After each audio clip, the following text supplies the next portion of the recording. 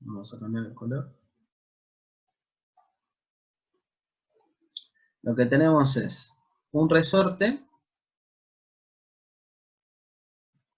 que tiene, en el que está sujeto a una masa. Esta masa es M1. Bien. Luego, la masa esa que está sujeta al resorte se estira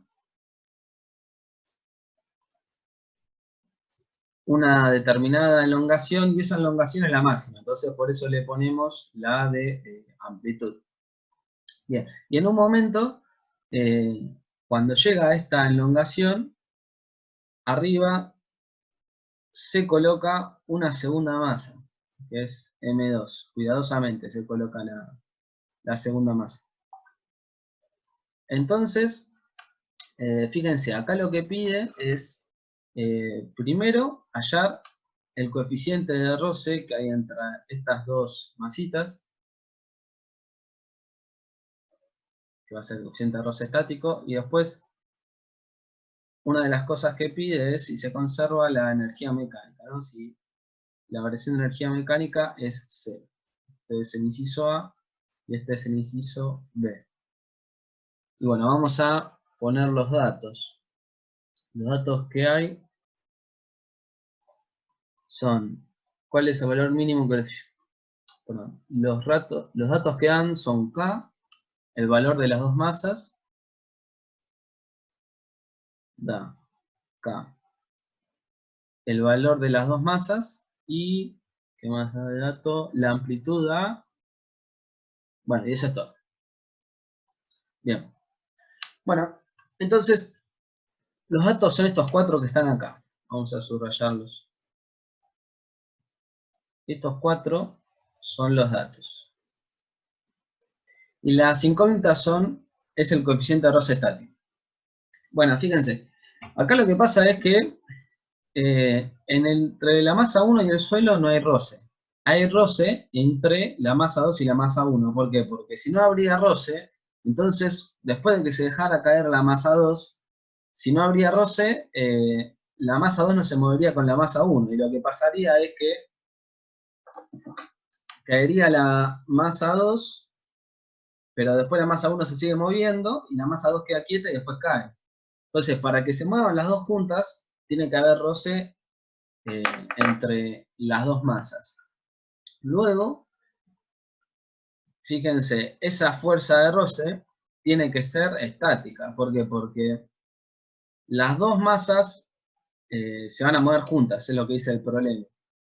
Si las dos masas se mueven juntas, quiere decir que, está bien, la de abajo se mueve y la de arriba se mueve. Pero como se mueven las dos a la vez, no hay movimiento relativo entre las dos masas. O sea, que se muevan juntas quiere decir que las masitas se mueven con respecto a un señor inercial visto desde afuera, pero si nos paramos acá dentro, arriba de una de las masas, como se mueven juntas, una no se mueve respecto a la otra.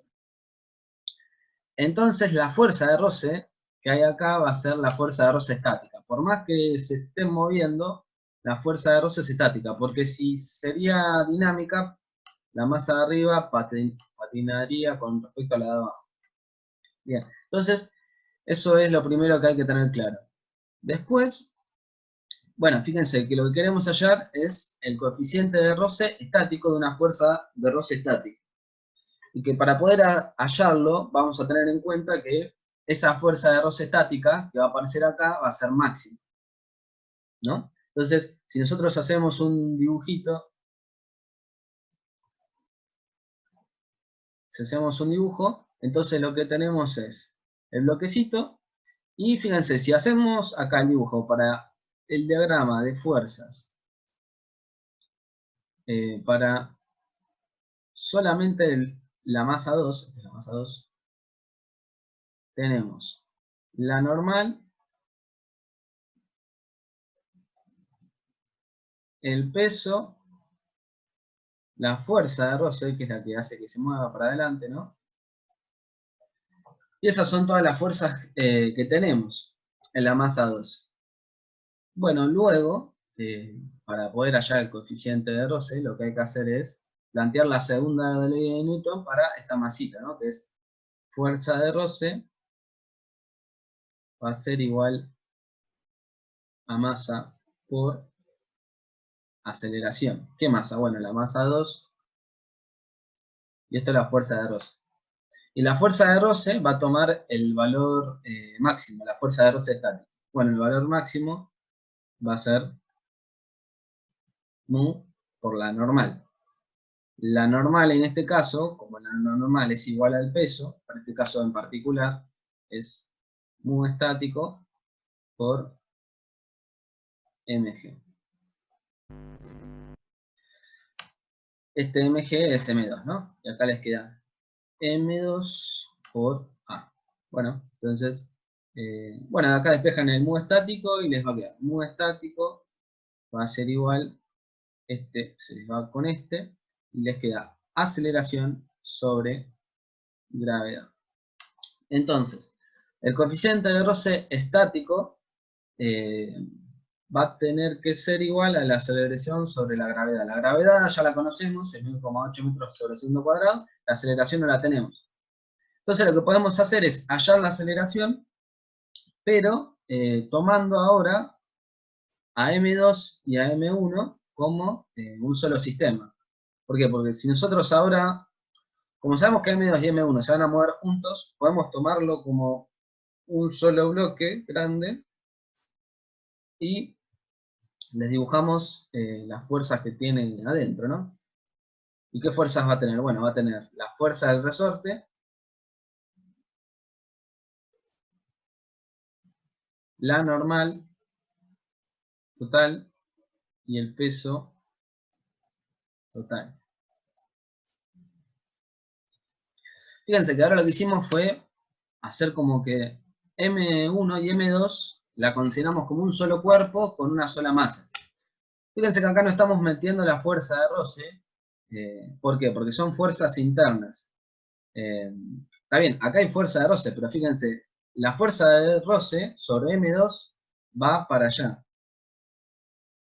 Y la fuerza de roce sobre M1 va para el otro lado.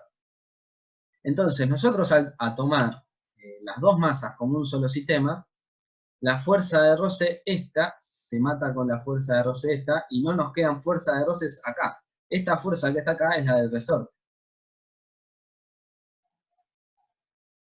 ¿no? Entonces, lo bueno de este diagrama de fuerzas es que planteando la segunda ley de Newton para esto, nosotros vamos a poder hallar la aceleración. Y esta aceleración para los dos bloques es la misma que la aceleración que hay acá para este bloquecito solo. Bueno, entonces hacemos eso. Planteamos la segunda ley de Newton para este sistema. Bien, entonces nos va a quedar fuerza del resorte va a ser igual a, bueno, masa total por aceleración. Fíjense, esta masa total la conocemos, es la suma de las dos masas. Y la fuerza del resorte la sabemos por la ley de Hooke, ¿no? La fuerza del resorte es K por X, que es la elongación. Y nosotros sabemos que para este instante de tiempo que estamos analizando, el X vale A. Bueno, entonces acá podemos poner K por A. Sobre la masa total nos queda masa 1 más masa 2. Este es igual a A. Bien. Luego,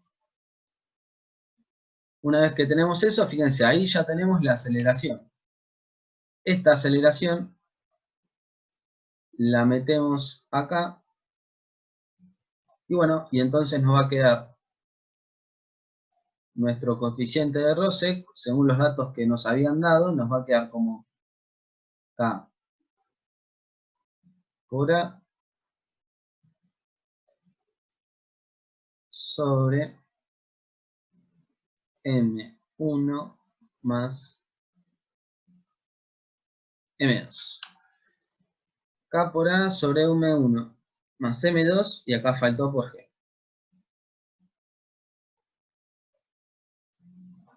Bien. Bien, ese entonces es el coeficiente de roce estático. Y fíjense que ya no nos queda ninguna incógnita, porque todas estas son variables que son datos. Bien, entonces ahí resolvimos el inciso. Nos quedó en función de letras, pero esas letras son datos. Ahora lo siguiente que pregunta es si varía la energía mecánica. Bueno, fíjense, ustedes cuando dejan caer el bloquecito 2, y esto justo estaba en la máxima elongación, ¿no? Cae y después se mueven los dos juntos. Fíjense que acá está bien, había fuerza de roce, ¿no? Para un lado y para el otro, pero todo este conjunto se mueve por culpa de la fuerza del resorte, ¿no? Habíamos dicho. También acá hay fuerza de roce, pero el trabajo de la fuerza de roce de esta se mata con el de esta, ¿no? Pues ya habíamos visto que esas fuerzas de roce, por ser un par de acción-reacción, eh, tienen igual módulo, igual dirección y diferente sentido. Así que la fuerza que hace mover a todo el sistema es la fuerza del resorte, ¿no? La culpable de mover a todo el sistema. O sea, la fuerza que hace trabajo es la fuerza del resorte. Pero fíjense que la fuerza del resorte es una fuerza conservativa, ¿no? Entonces, bueno, y de ahí ya inmediatamente sale la respuesta para el inciso. Ese. Al ser la fuerza del resorte una fuerza conservativa, vamos a borrar acá, entonces nos queda que el trabajo de fuerzas no conservativas es igual a la variación de energía mecánica. La fuerza de roce es una fuerza conservativa, así que no nos interesa acá, porque acá nada más contamos las fuerzas no conservativas. Entonces, esto es igual a 0. Entonces, si la variación de energía mecánica es igual a 0, la energía mecánica se conserva. Ahí estaría la respuesta al inciso B. Después creo que preguntaba algo más. Decía, explicar si al introducir la segunda masa se modificaría la energía total. Bueno, ahí dijimos que se conserva. La amplitud y o la frecuencia angular omega, admitiendo que no habrá deslizamiento entre M1 y M2. Bueno, para ver qué pasa con omega, tenemos que utilizar la fórmula para movimiento oscilatorio, ¿no? Para movimiento armónico, ¿se acuerdan que nosotros habíamos utilizado una fórmula que era omega cuadrado, era igual, díganme si me equivoco, omega cuadrado es igual acá,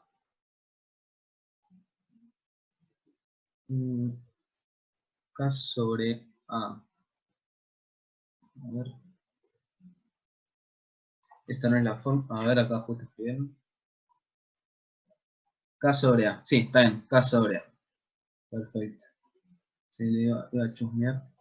Bien, entonces omega cuadrado es igual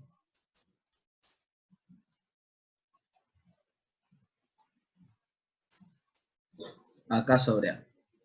Bueno, fíjense que el K depende, es siempre el mismo, ¿no? Porque es el mismo resorte.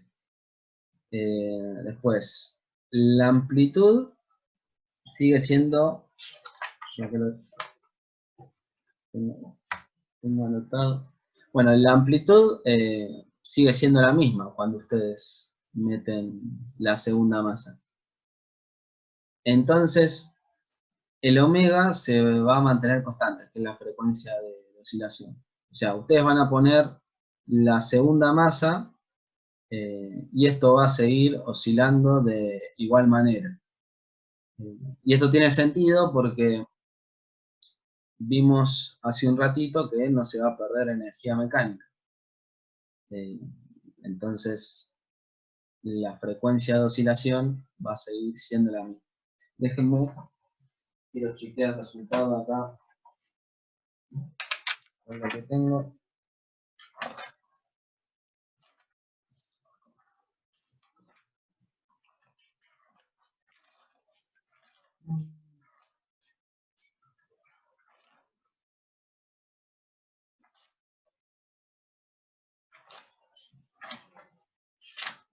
A ver, esto lo sentido.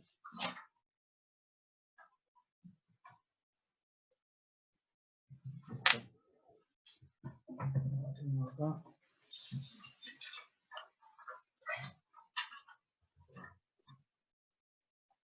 La misma.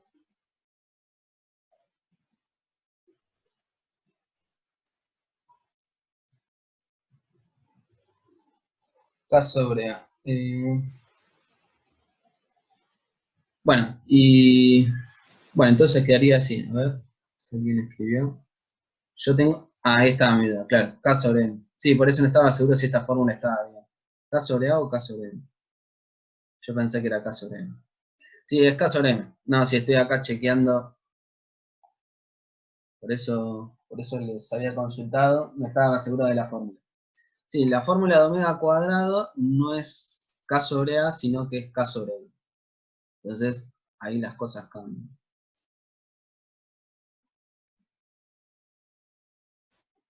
Bien. Así que bueno, todo lo que... Ahora, bueno, al cambiar la fórmula obviamente cambia. Fíjense, si al ser la fórmula de la frecuencia angular esta, eh, bueno, que es K sobre M, la masa aumentó, porque antes era M1 y ahora es M1 más M2, que es la masa total. Entonces, al aumentar la masa, como la masa aumenta, entonces la frecuencia angular disminuye.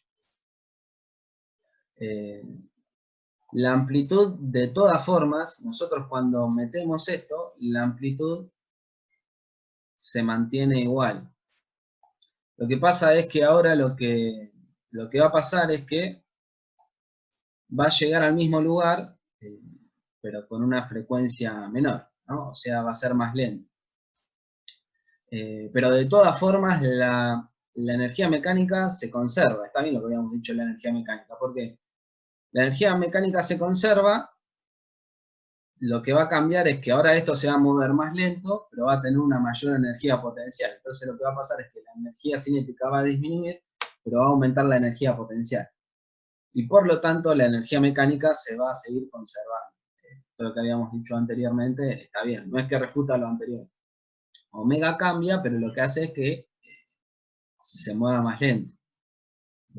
Pero bueno, eso es lo que cambia. Pero se sigue conservando la energía mecánica, va a cambiar la energía cinética y la potencia. Pero la mecánica, que es la suma de las dos, sí sigue conservando. La frecuencia entonces va a disminuir y la amplitud se va a conservar, va a seguir siendo la misma. Bien, ¿alguna duda más con este ejercicio?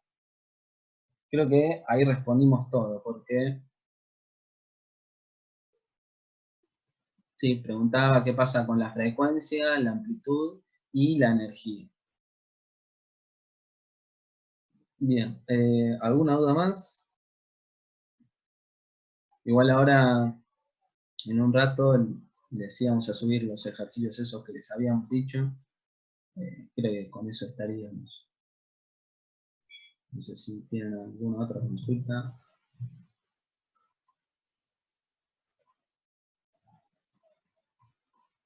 No, a ver. No.